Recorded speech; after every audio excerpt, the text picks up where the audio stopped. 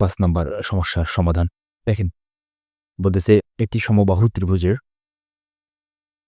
প্রত্যেক বাহুর দৈর্ঘ্য 2 মিটার বাড়ালে এর ক্ষেত্রফল 6√3 বর্গমিটার বেড়ে যায়। ত্রিভুজটির বাহুর দৈর্ঘ্য নির্ণয় করো। এটা সমবাহু ত্রিভুজ। সমবাহু ত্রিভুজ কোনগুলা? যে ত্রিভুজের 3টা বাহুই সমান সেই ত্রিভুজকে বলা হয় সমবাহু ত্রিভুজ। দেখেন, এখানে আমরা 2টা ত্রিভুজ, প্রথমে মাঝখানে একটা, তারপর বাইরে একটা। তো বলতেছে কি যে প্রত্যেক বাহুর দৈর্ঘ্য, প্রথমে ত্রিভুজটা এরকম ছিল। বাহুর দৈর্ঘ্য যাই হোক, কত হোক আমরা জানি না কত। তো যখন এই অবস্থায় ছিল বাহুটার দৈর্ঘ্য, তখন এর একটা ক্ষেত্রফল ছিল নিশ্চয়, তাই না? ওকে। তো এই বাহুর প্রত্যেকটার যেহেতু সমবাহু ত্রিভুজ, তার মানে একটা দৈর্ঘ্য বাড়ালে প্রত্যেকটা দৈর্ঘ্য বাড়াতে হবে, তাই না? কারণ তা না হয়তো সমবাহু থাকতেছে না। তো প্রত্যেকটা বাহুর দৈর্ঘ্য আবার 2 মিটার করে বাড়ানো হয়েছে।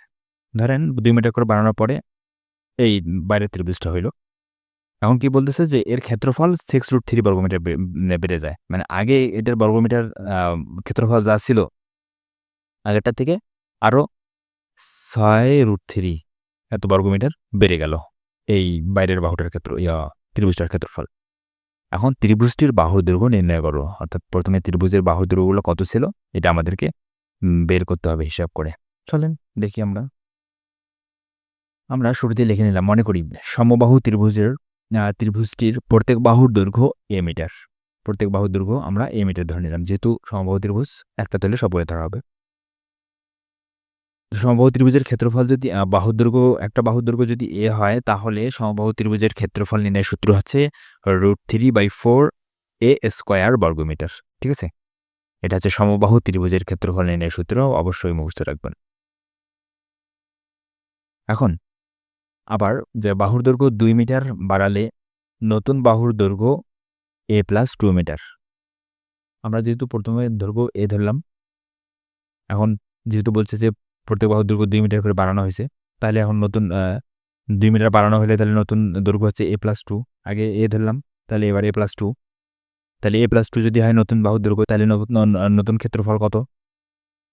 এবার নতুন ত্রিভুজের ক্ষেত্রফল ওই একই সূত্র √3/4 a + 2 হোল স্কয়ার, এটা বর্গমিটার। ঠিক আছে? তার মানে আমরা বাহুর দৈর্ঘ্য a ধরে এই যে ভিতরের যে ত্রিভুজটা, এটার ক্ষেত্রফল পাইলাম √3/4 a স্কয়ার বর্গমিটার। আর 2 মিটার বাড়ানোর ফলে এটার বাইরের ক্ষেত্রফল পাইলাম √3/4 a + 2 বর্গমিটার। তো এটা ছিল √3/4 a স্কয়ার, আর এটা হলো √3/4 a + 2 হোল স্কয়ার। তো দুইটার মধ্যে তফাৎ কত? আমাদের বইয়ে বলছে যে দুইটার মধ্যে তফাৎ আছে 6√3। এটা থেকে এটা বেড়ে যাওয়ার পরে ক্ষেত্রফল 6√3 বর্গমিটার বেড়ে যায়।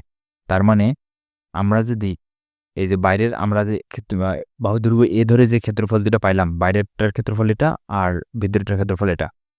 এখন আমরা যদি এই ক্ষেত্রফলটা থেকে এই ভিতরের ক্ষেত্রফলটা বাদ দেই, তাহলে অবশ্যই কি পাবো? √6√3 পাবো, তাই না? কেননা কসে বলছে যে দুইটা ত্রিভুজের ক্ষেত্রফল 2 মিটার বাড়ানোর ফলে দুইটার মধ্যে ক্ষেত্রফল বেড়ে যায় 6√3 বর্গমিটার। তো সেই কাজটাই আমরা এখন করছি, যে প্রশ্ন অনুসারে এটা হচ্ছে বাইরের 2 মিটার বাড়ানোর ফলে যে ত্রিভুজটা হলো তার ক্ষেত্রফল মাইনাস আগে থেকে যে ত্রিভুজটা ছিল সেটার ক্ষেত্রফল। তাহলে এটা থেকে এটা যদি বাদ দেই, তাহলে সমান হয় কত? 6√3। ঠিক আছে? আচ্ছা, এখানে এই লাইনটা রিপিট হয়ে গেছে। দেখেন, এখান থেকে আমরা √3/4 কমন নেই। কমন নিলে এখানে থাকতেছে a + 2 whole square minus a square সমান আছে 6√3। ওকে? তাহলে এই যে অংশটা, এটা আমরা পুরোটা এখানে লিখলাম। লেখার পর এই যে √3/4 এটাকে বাম পাশ থেকে আমরা ডান পাশে নিয়ে আসলাম। তো এটা বাম পাশ থেকে ডান পাশে আসলে কি হবে বলেন? এই দুটার সাথে এটার সাথে গুণ অবস্থা আছে। এবার আসলে ভাগ হবে। ভাগ হওয়ার ফলে কি হবে? ভাগটাকে আমরা গুণ করে দিয়েছি আবার। যার ফলে এই 4 টা উপরে চলে গেছে আর √3 টা নিচে আসছে। ঠিক আছে? তাহলে এখন এখানে যদি আমরা সূত্রে ফেলাই দেই, তাহলে এখান থেকে পাচ্ছি a² + 2ab মানে বিষয়টা হচ্ছে এরকম, A square plus 2ab plus B square. তো সেই এই যে এ স্কোয়ার আর এখানে 2ab, এ মানে হচ্ছে এ আর বি মানে হচ্ছে 2, তাই না? তাহলে দুইটা গুণ করলে আছে 4a প্লাস 2 এর উপরে স্কোয়ার করলে আছে 4 মাইনাস এ স্কোয়ার, আর এই √3 কাটা, তাহলে 4 6 24। ওকে, তাহলে ব্র্যাকেটটা যদি আমরা তুলি দেই তাহলে এখানে এ স্কোয়ার, এখানে মাইনাস এ স্কোয়ার, এটা কাটা, তাহলে থাকতেছে 4a প্লাস এ, যে 4a প্লাস 4 এখানে 4a প্লাস 4 সমান হচ্ছে 24। তাহলে এখান থেকে 4a সমান 24, 4কে যদি আমরা এই দিকে ট্রান্সফার করি তাহলে 24 থেকে 4 বিয়োগ করে দিলে কত হয়? 20, তাই না? 24 থেকে 20 বিয়োগ করে দিলে 4 বিয়োগ করে দিলে 20 হয়। তাহলে 4a সমান 20। এখান থেকে a সমান 4কে 20কে যদি আমরা 4 দ্বারা ভাগ করি তাহলে কত হয়? 4 এর পাশে 20, তাহলে a সমান হচ্ছে 5। এই হচ্ছে আমাদের কত নম্বর? 5 নম্বর সমস্যার সমাধান।